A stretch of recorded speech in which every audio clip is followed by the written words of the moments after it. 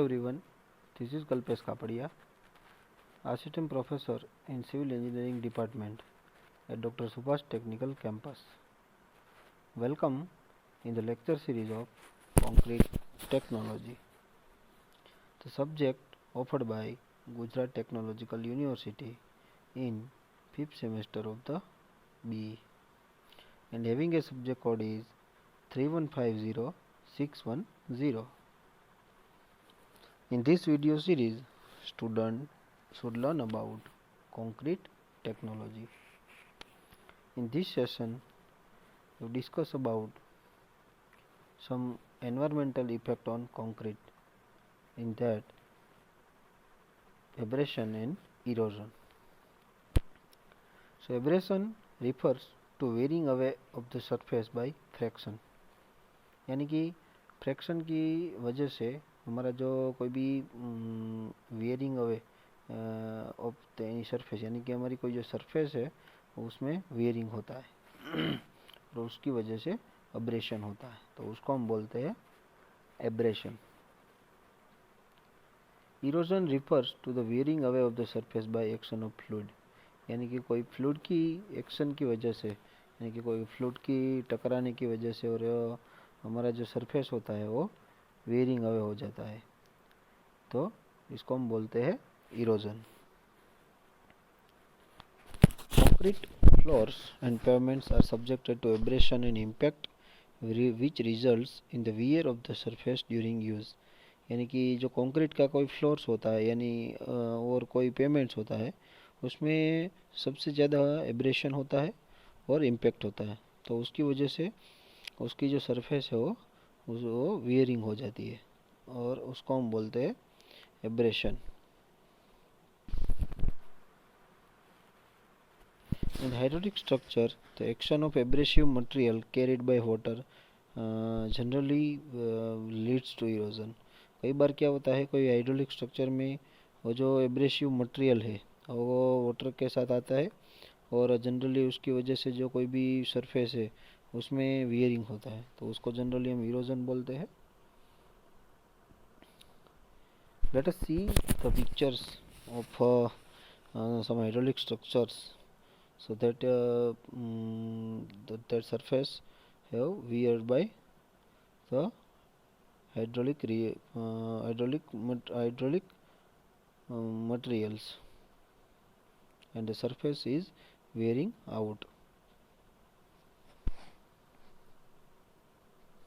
Then carbonation. So carbon dioxide यानी कि CO2 present in the atmosphere reacts in the presence of water with hydrated cement minerals, converting into calcium hydroxide CaOH twice to calcium carbonate. यानी कि जो carbon dioxide है जो atmosphere में present है वो रिएक्ट होता है किसके साथ, प्रेजेंस ऑफ वाटर के साथ, और किसके साथ, विथ हाइड्रेटेड सीमेंट मिनरल. जो सीमेंट के हाइड्रेटेड मिनरल है उसके साथ मिलके वो कैल्शियम हाइड्रोक्साइड जो है CaOH ट्वाइस उसको कन्वर्ट करता है कैल्शियम कार्बोनेट में CaCO3 में. सो उसकी वजह से क्या होता है, so the carbonation penetrate beyond the expose surface of the concrete only very slowly, यानी कि जो कार्बोनेशन की जो प्रोसेस है वो स्लोली पेनिट्रेट होता है beyond the expose surface of concrete. Then the important factor affecting of carbonation are grade of concrete, आपका कंक्रीट का ग्रेड कौन सा है उसके ऊपर ध्यान में रखा जाता है कि जो कार्बोनेशन की इफेक्ट है वो कैसी होने वाली है. देन रिलेटेड ह्यूमिडिटी, एटमॉस्फेयर कैसा है. देन परमिएबिलिटी, कंक्रीट आपका कितना परमिएबल है, ज़्यादा परमिएबल है तो कार्बोनेशन की जो इफेक्ट है वो फास्ट होगी. ये देखना पड़ता है कि आपका कंक्रीट है वो कितना परमिएबल है एंड आपने एनफोर्समेंट में कवर प्रोवाइड किया है या नहीं किया है. सो ये सभी फैक्टर है जो कार्बोनेशन को कार्बोनेशन आपका कंक्रीट में कार्बोनेशन स्पीडीली होगा या स्लोली होगा. Then size and shape of the member. The shape or design detail of exposed structure should be such as to promote good drainage of water. Precautions should be taken to minimize any cracks that may collect or transit water. क्या करना चाहिए? आपका जो कोई concrete है उसमें कोई भी क्रैक डेवलप होती है तो उसमें वो क्रैक है वो वाटर को कलेक्ट करती है और वहाँ से ट्रांजिट करती है। तो ये सब स्टेप इस सब को मिनिमाइज करने के लिए कौन कौन से स्टेप है आपको ध्यान में रखने चाहिए। Adequate curing is necessary to avoid the harmful effects of early loss of water. आपको कंक्रीट में जो क्यूरिंग करना है वो प्रॉपरली होना चाहिए। उसकी वजह से क्या होता है, कई बार आप प्रॉपरली क्यूरिंग नहीं करते हो तो उसकी वजह से अर्ली जो लॉस होता है वाटर का, और लॉस होने की वजह से आपका कंक्रीट में जो माइनर क्रैक डेवलप होती है, तो ये भी ध्यान में रखना चाहिए। Member shall be design and detail in a way to ensure flow of concrete and proper compaction during concreting. Member की डिज़ाइन है वो प्रॉपरली होनी चाहिए। डिटेल में way to ensure flow of concrete and proper compaction during concreting. जब आप concreting करते हो तब कंक्रीट का फ्लो है वो प्रॉपरली होना चाहिए और उसका कंपैक्शन है वो भी प्रॉपरली होना चाहिए। अब जनरल एनवायरनमेंट की बात करते हैं। The general environment to which the concrete will be exposed during its working life is classified to 5 levels of severity, namely mild, moderate, severe, very severe and extreme as described। Generally हम concrete को जब हम environment में जब रखते हैं, जब उसको एक्सपोज करते हैं, तब कई बार क्या होता है, जो उसकी वर्किंग लाइफ रहती है कंक्रीट की, उसको हम कई डिफरेंट 5 लेवल्स में क्लासीफाइड किया गया है एनवायरनमेंट को। उसमें है mild, moderate, severe environment, very severe and extreme environment. तो माइल्ड में कैसा होता है, concrete surface is protected against weather और aggressive conditions except those situated in coastal area, उसको माइल्ड एनवायरनमेंट बोलते हैं। मॉडरेट में concrete surface sheltered from severe rain or freezing, whilst wet concrete exposed to condensation and rain, generally in cold countries। Concrete in contact और buried under non aggressive soil और ground water. कई बार soil और ground water के below पे concrete है उसको हम कंक्रीट का कोई भी फाउंडेशन बनाते हैं। कंक्रीट कंटिन्यूसली अंडर वाटर, कोई भी कंक्रीट कंटिन्यूसली अंडर होता है। Concrete surface is sheltered from saturated salt air in coastal area, ये सभी माइल्ड में है। सीवर में concrete surface is expose to severe rain, alternate wetting and drying or occasionally freezing whilst wet or severe condensation, उसको sewer environment बोला जाता है।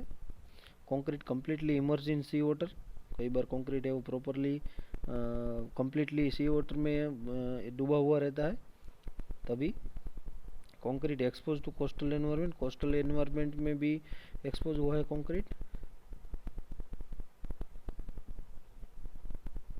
Then very severe, concrete surface is expose to sea water spray. कई बार concrete surface है वो उसमें सी water का स्प्रे लगा रहता है। कोरोसिव फ्यूम्स और severe freezing conditions whilst wet, जब कंक्रीट वेट रहता है तब फ्रीजिंग होने की वहाँ पे संभावना रहती है और कोई कोरोसिव फ्यूम भी उसके कांटेक्ट में आने की संभावना रहती है, उसको वेरी सीवर बोलते हैं।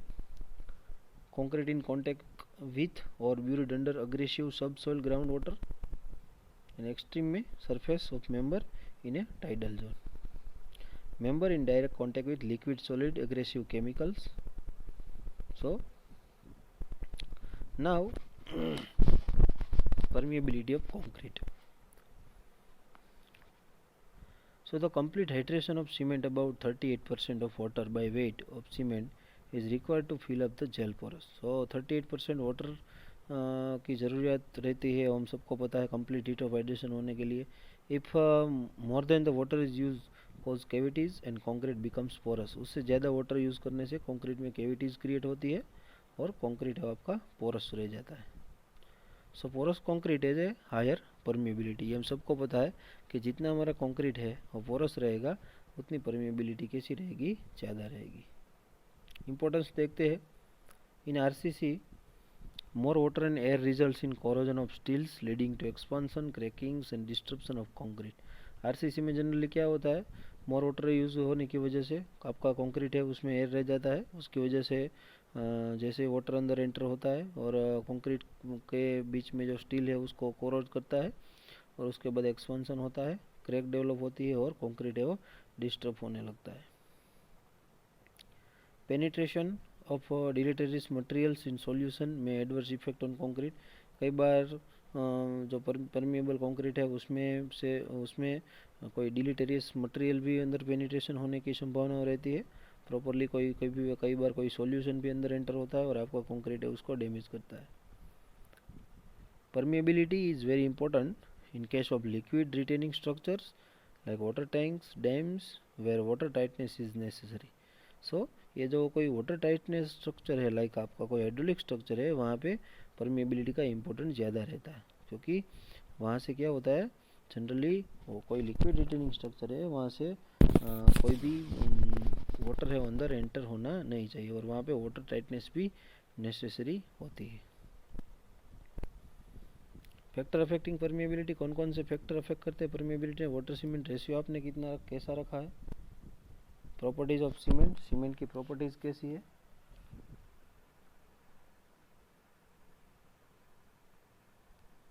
एग्रीगेट आप कौन से यूज़ करते हो? प्रॉपरली आपने ग्रेडिंग किया है या नहीं है? Absorption and homogeneity of concrete, आपका कंक्रीट है वो प्रॉपरली कैसा बना हुआ है और होमोजीनियस हो या होमोजीनियस है कंक्रीट बना है या नहीं है? प्रॉपरली आप क्यूरिंग कैसे करते हो? कौन से एडमिक्सचर आपने यूज़ किए है? कंक्रीट की एज। सो ये सभी फैक्टर्स थे परमिएबिलिटी के, फैक्टर अफेक्टिंग थे। Then alkali aggregate reaction, this is the most time भी। Normally aggregates use in concrete are consider as a inert material. हमने कई बार चर्चा आगे भी की है, फिर एक बार कर लेते हैं कि हमारा जो एक कंक्रीट में जो एग्रीगेट्स है वो इनर्ट मटेरियल है, वो जनरली किसी के साथ भी रिएक्ट नहीं होता है, लेकिन but some of the aggregates contain reactive types of silica. लेकिन कई बार क्या होता है, एग्रीगेट में reactive types of silica present रहती है, so which reacts with alkalies present in cement. तो वो जो सिलिका है वो सीमेंट की अल्कलीज है उसके साथ वो रिएक्शन करती है और जनरली सीमेंट की जो अल्कलीज है sodium oxide Na2O and potassium oxide K2O, उसके साथ वो मिलकर एक प्रोसेस करती है। So as a result the alkali silicate gels of unlimited swelling types are form. सो उसकी वजह से अल्कली सिलिकेट जेल क्रिएट होता है और जनरली क्या होता है, कंक्रीट का जो आपका फॉर्म है उसमें स्वेलिंग टाइप का वो असर क्रिएट करता है। And this reaction is known as alkali aggregate reaction, और ये रिएक्शन है उसको हम बोलते हैं alkali aggregate reaction. The alkali silica gel formed by alkali aggregate reaction is confined by the surrounding cement paste and internal pressure is developed leading to expansion, cracking and disruption of cement paste। So ये alkali silicate gel है जो alkali aggregate reaction से जो create होता है, सो उसके वजह से जो सीमेंट की पेस्ट है उसके सराउंडिंग में इंटरनल प्रेशर क्रिएट होता है और इंटरनल प्रेशर डेवलप होने की वजह से आपका कंक्रीट में एक्सपांशन होता है, क्रैक डेवलप होती है ना, आपका जो सीमेंट पेस्ट है वो डिस्टर्ब होने लगता है। सो यहाँ पे पिक्चर में आपको दिखाई दे रहा है अल्कली एग्रीगेट रिएक्शन, जो यहाँ पे हमको यहाँ पे दिखाई दे रहा है, ये जो पोर्शन है ये उसमें क्या है, अल्कली सिलिका जेल क्रिएट हुआ है और उसकी वजह से ये जो प्रेशर सभी जगह पे क्रिएट होता है। प्रेशर होने की वजह से क्या होता है, बाद में आपका कंक्रीट जो है वो एक्सपांड होने लगता है और धीरे धीरे डिस्टर्ब होने लगता है। Then factor promoting the alkali aggregate reaction, कौन कौन से फैक्टर है जो अल्कली एग्रीगेट रिएक्शन को प्रमोट करते हैं? Following are the important factors accelerating alkali aggregate reaction. Reactive types of aggregate, reactive types of aggregate आप यूज़ करते हो, तो वहाँ पे जनरली ये अल्कली एग्रीगेट रिएक्शन होने की संभावनाएं रहती है। High alkali content in cement, cement में हाई अल्कली कंटेंट होने की वजह से भी ये अल्कली एग्रीगेट रिएक्शन होता है। ऑप्टिमम मॉइस्चर, ज़्यादा टेम्परेचर होने की वजह से भी ये अल्कली एग्रीगेट रिएक्शन होने की संभावनाएं रहती है। अवेलेबिलिटी ऑफ मॉइस्चर, कितना मॉइस्चर अवेलेबल है। सो ये सभी थे अल्कली एग्रीगेट रिएक्शन को प्रमोट करने के कई सारे फैक्टर्स। अब देखते हैं sulphate attack. The sulfates of calcium, sodium, potassium and magnesium are present in the most soil and groundwater. So ये जो कैल्शियम, सोडियम और पोटेशियम एंड मैग्नीशियम ये सभी के जो सल्फेट्स है वो मोस्ट सॉइल में और ग्राउंड वाटर में प्रेजेंट होते हैं। Agricultural soil and water contain ammonium sulphate from the use of fertiliser और from sewage and industrial influence. जो एग्रीकल्चरल कोई सॉइल है तो वहाँ पे एग्रीकल्चरल सॉइल और जो वहाँ पे वाटर होता है एग्रीकल्चरल वाटर, उसमें एमोनियम सल्फेट होता है, क्योंकि वहाँ पे जनरली एग्रीकल्चरल सॉइल में फर्टिलाइज़र का यूज़ ज़्यादा होता है और कई बार सीवेज और इंडस्ट्रियल इन्फ्लुएंस भी वहाँ से पसार होते हैं, तो ये भी उसमें रहता है। So water used in concrete cooling tower can also be potential source of sulfate attack। कई बार कंक्रीट कूलिंग टावर में भी जो वाटर यूज़ होता है उसमें भी सल्फेट अटैक होने की संभावनाएं रहती है। In marshy land and decay of organic matters leads to formation of H2S and which is converted into sulphuric acid by bacteria. जो मार्सी लैंड होती है जनरली जहाँ पे जो ट्रीज़ के लीव्स और ये सब वहाँ जो डीके होते हैं, ऑर्गेनिक मैटर डीके होती है, उसको मार्सी लैंड बोलते हैं।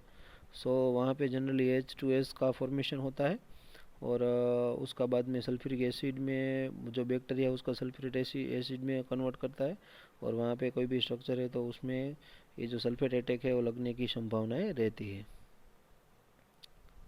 The produce of reaction with the sulfates leads to expansion and disruption of concrete। से देन ये जो सल्फेट्स है वो क्या करता है, जनरली कंक्रीट को एक्सपांड करता है एंड कंक्रीट को डिस्टर्ब करता है। So this is the picture where the spalling due to sulphate attack, sulphate attack होने की वजह से स्पालिंग हुआ है, डिस्ट्रप्शन हुआ है।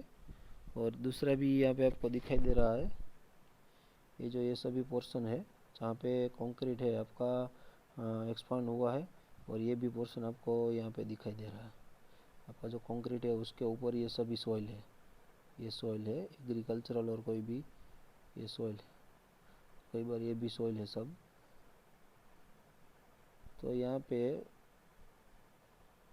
ये जो सल्फेट्स है वो प्रोसेस होके आपका कंक्रीट है उसको कोरोज करती है।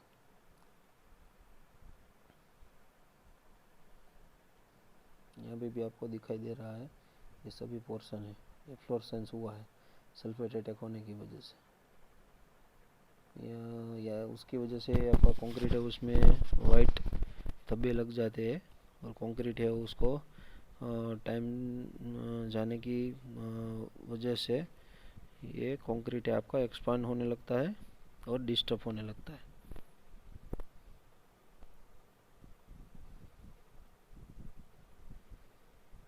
फैक्टर अफेक्टिंग देखते हैं। Use of sulphate resisting cement,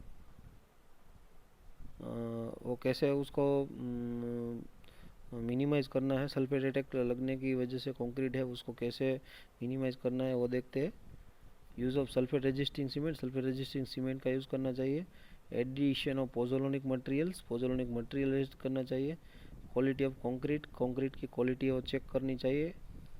high pressure steam curing, generally कोई भी प्रीकास्ट सेगमेंट यूज़ करते हो तो वहाँ पे हाई प्रेशर स्टीम क्यूरिंग करना चाहिए कंक्रीट को। Use of high alumina cement.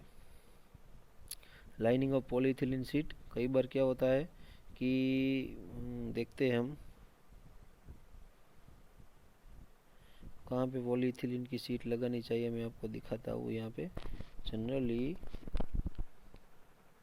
ये पोर्शन है हमारा जहाँ पे आपने कंक्रीट बनाया है, सो यहाँ से हमारा जो ऊपर का पोर्शन है जो सॉइल का, वो दोनों के बीच में जब आप कंक्रीटिंग कर रहे हो, कंक्रीट होने के बाद यहाँ पे आपको पॉलीइथिलीन की शीट से वो लगा लेनी चाहिए, और यहाँ पे भी ये करना चाहिए, यानी कि ये दो पोर्शन है उसको डिफरेंट रखना चाहिए। पॉलीथिलीन की सीट आप वहाँ पे लगा देते हो तो जनरली ये सॉइल में जो कोई भी केमिकल्स है उसकी जो असर है वो कंक्रीट पे नहीं होती है।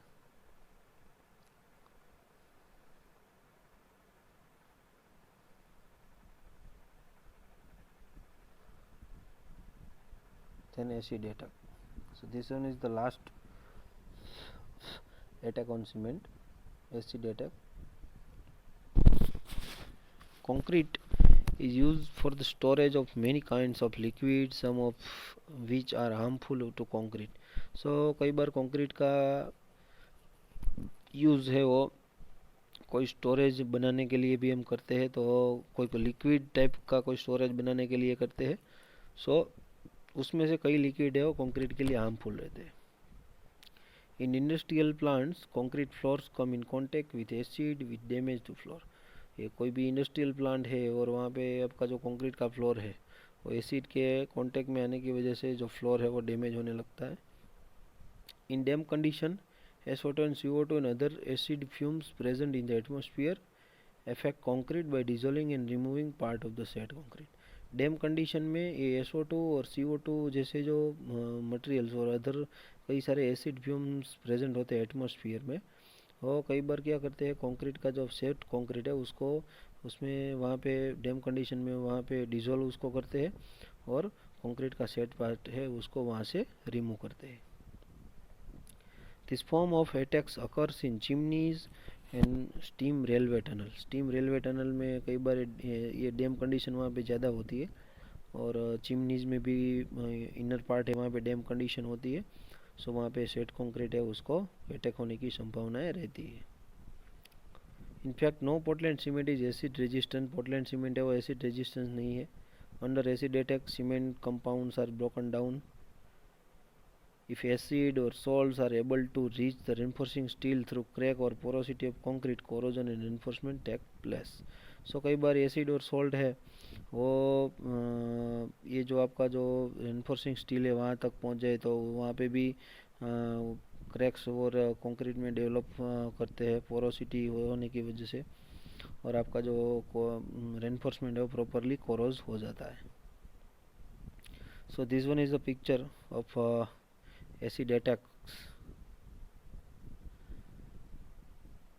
So now this one acid attack is the last topic of that chapter, and now we have discussed some multiple choice question regarding this chapter. Efflorescence in cement is caused due to the excess of, जो cement में कई बार एक्फ्लोरेसेंस होता है उसके main reason कौन सा है देखते हैं। अल्कलीज, आयन ऑक्साइड, सिलिका या एल्यूमिना। वो हमारा ऑप्शन आएगा यहाँ पे ए। ज़्यादा अल्कलीज होने की वजह से आपका सीमेंट है उसमें एफ्लोरेसेंस होने की संभावनाएं रहती है। Fly ash can be use as partial replacement of fine aggregate, partial replacement of cement. Fly ash है उसका यूज़ हम कैसे करते हैं, पार्शियली एग्रीगेट के साथ फाइन एग्रीगेट के साथ रिप्लेसमेंट करते हैं, या पार्शियली रिप्लेसमेंट विद सीमेंट करते हैं, या बोथ ऑफ द अबव या नन ऑफ द अबव। हमारा ऑप्शन आएगा यहाँ पे सी, बोथ ऑफ द अबव। आप एग्रीगेट फाइन एग्रीगेट्स के साथ भी रिप्लेसमेंट कर सकते हो पार्शियली, और सीमेंट के साथ भी पार्शियली रिप्लेसमेंट कर सकते हो। The presence of common salt in sand results in corrosion of reinforcement, scaling, pitting या ऑल ऑफ अबव। तो हमारा ऑप्शन आएगा यहाँ पे ए। प्रेजेंस होने की, जो सॉल्ट है और सैंड में प्रेजेंट होता है तब आपका जो रेनफोर्समेंट है वो उसमें कोरोजन होने की संभावनाएं रहती है। Carbonation of concrete result into, concrete में कार्बोनेशन की वजह से क्या होता है, increase shrinkage, increase strength, both of the above के नन ऑफ द अबव। हमारा ऑप्शन आएगा C, both of the above. Then permeability of concrete reduces। Concrete में जो परमिएबिलिटी है उसकी वजह से क्या होता है, with the carbonation of concrete, with the strength of cement paste, with the decrease in the porosity, all of the above. Option आएगा D, all of the above. Carbonation concrete में बढ़ने की वजह से भी परमेबिलिटी होती है, strength of cement paste with increase in the porosity. तो durability of concrete is due to its resistance to deterioration from environmental condition, internal destructive force, chemical attack, या all of the above। Option आएगा D, all of the above।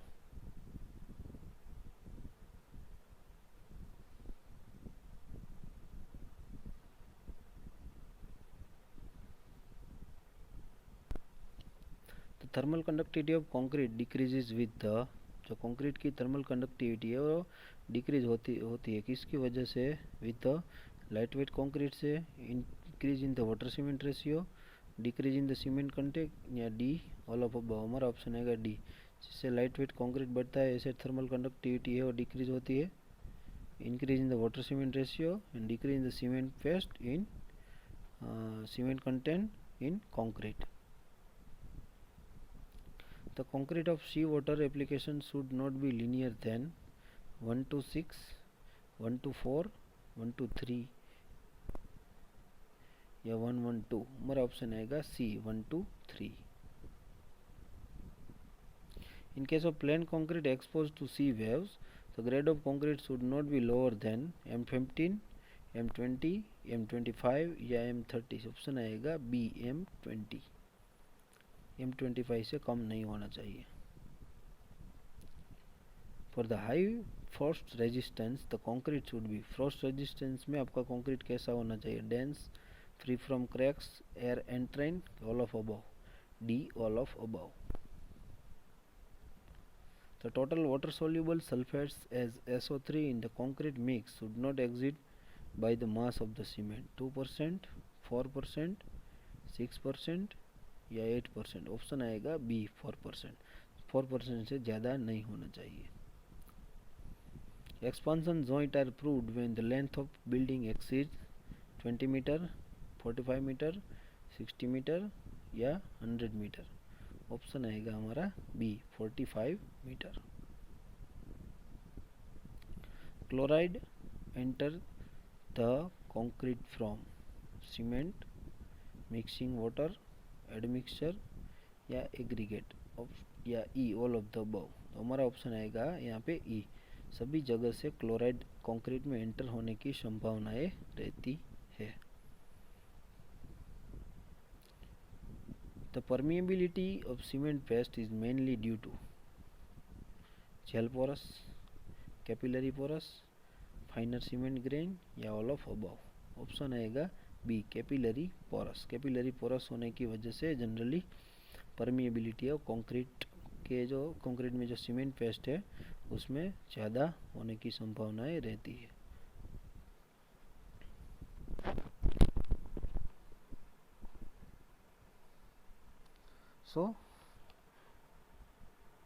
आज के हमारे जो session है उसमें हमने कई सारे अटैक के बारे में चर्चा की, जनरली एब्रेशन और erosion, then carbonation, then sulphate attacks, then acid attacks.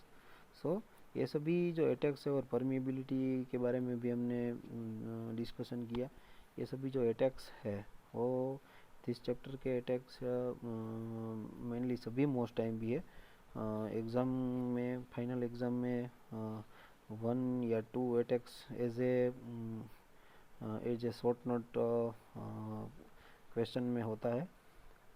7 mark में भी पूछा जाता है और 4 या 3 मार्क में शॉर्ट में भी क्वेश्चन होते हैं। तो सभी जो अटैक्स है उसको प्रॉपरली समझ के आपको सभी अटैक को समझना है। और बाद में ये जो मैंने यहाँ पे MCQs डाले हैं, तो ये MCQ है वो भी बहुत मोस्ट टाइम भी है। कोई भी शॉर्ट क्वेश्चन एग्ज़ाम के लिए और MCQ टाइप एग्ज़ाम के लिए और कोई गवर्नमेंट एग्ज़ाम के लिए। सो Read carefully all these topics. So now these are the list of references, concrete technology by M S Shetty, M L Gambhir and Atul Prakashan. ये कोई भी रेफरेंस बुक आप परचेज कर सकते हो for better understanding and for examination. And now I am concluding my session. If you have any query and want additional information, so feel free and keep message in comment box. Thank you very much.